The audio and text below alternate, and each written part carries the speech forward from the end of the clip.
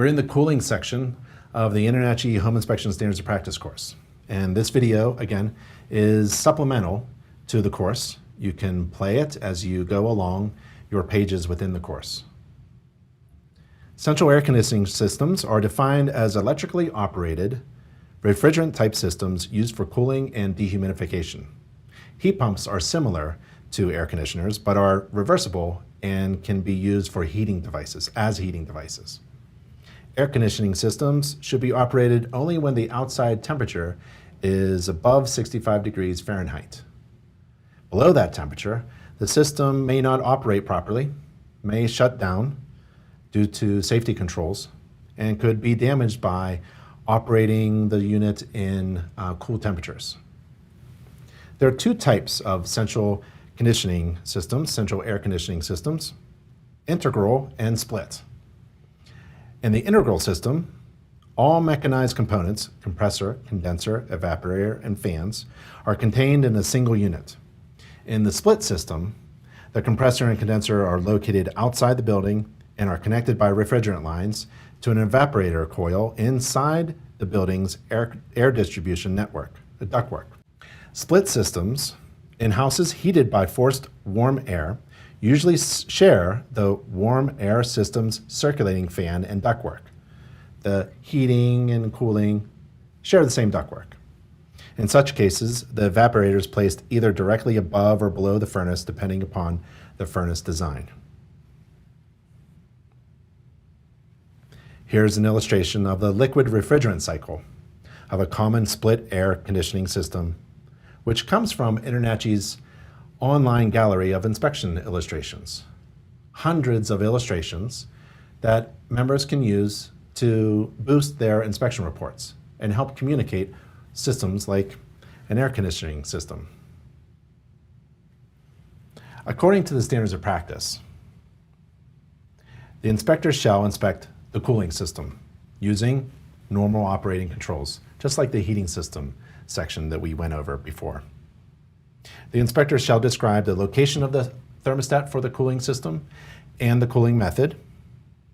The inspector shall report as in need of correction any cooling system that did not operate and if the cooling system was deemed inaccessible. As is the case with heating systems, covered in the previous section of the course, cooling systems should be operated using only their normal operating controls. Most home inspectors perform their visual inspection of the cooling system by inspecting the components located outdoors, such as the condenser cabinet, fins, refrigerant lines, the support of the base, and electrical disconnect. Inside the homes, a home inspector inspects the evaporator cabinet, refrigerant lines, condensate drain pipes, air filter, and the method by which the condensate water is collected and discharged. The inspection image here is of an electric disconnect at the air conditioner condenser unit, which is outside the house on a split system. According to the 2018 International Residential Code, Table E4101.5, the disconnect must be located within sight of the air conditioning condensing unit or heat pump. Interrupting the power supply to the unit by using this disconnect is not required and not recommended. It is not considered a normal operating control. It is considered a service disconnect, and it should not be used during a home inspection. This inspection image is of an evaporator coil unit installed on a high-efficiency, gas-fired, forced air furnace. In this inspection image, the home inspector is grasping the condensate drain pipe coming from the evaporator coil. In this inspection image, the condensate drains into a condensate pump resting next to the furnace. In this inspection image, the condensate pump is plugged into an electric receptacle installed on the side of the furnace next to the service shutoff switch.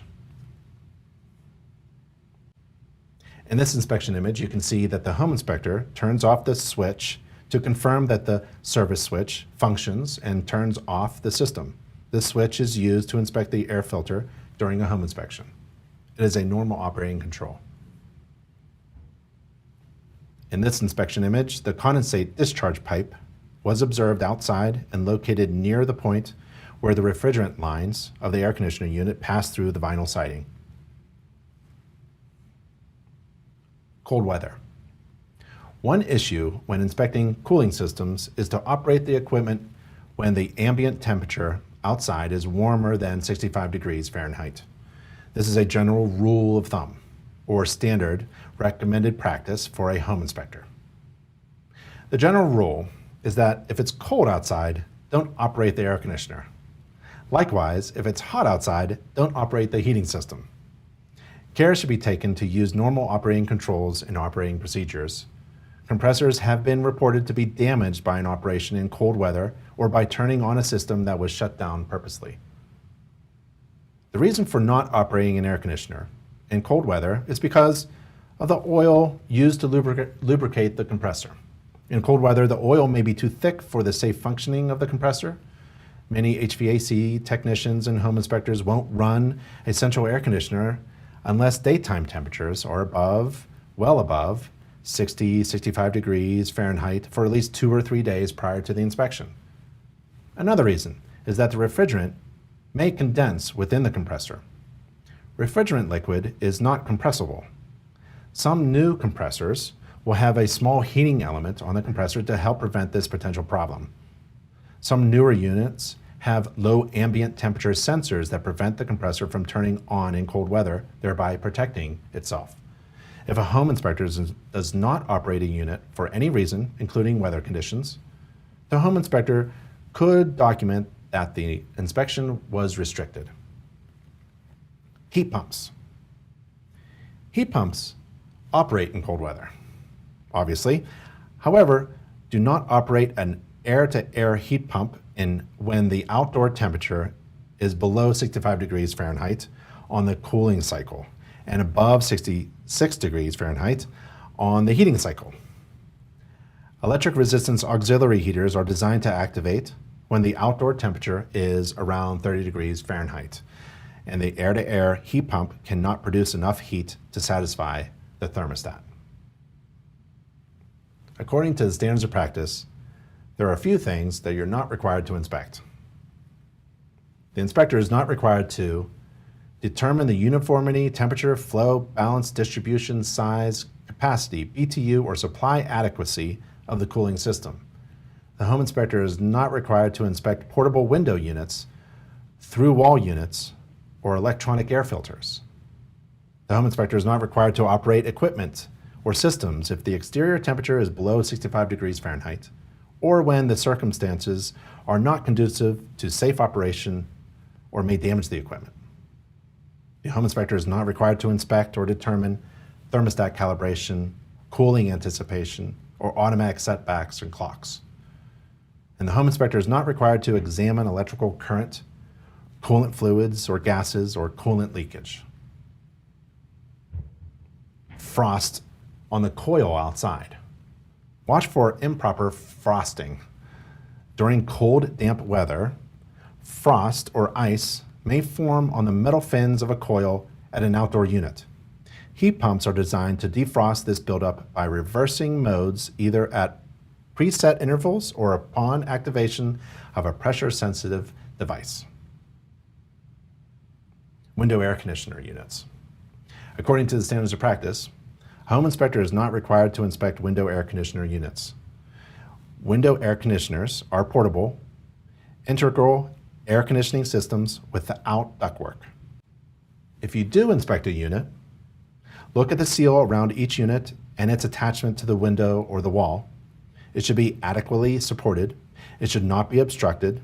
Look for proper condensate drainage. After several minutes of operation, the air from the unit should feel quite cool. It should start smoothly and run quietly, and check for water dripping from the condensate discharge on the exterior of the unit.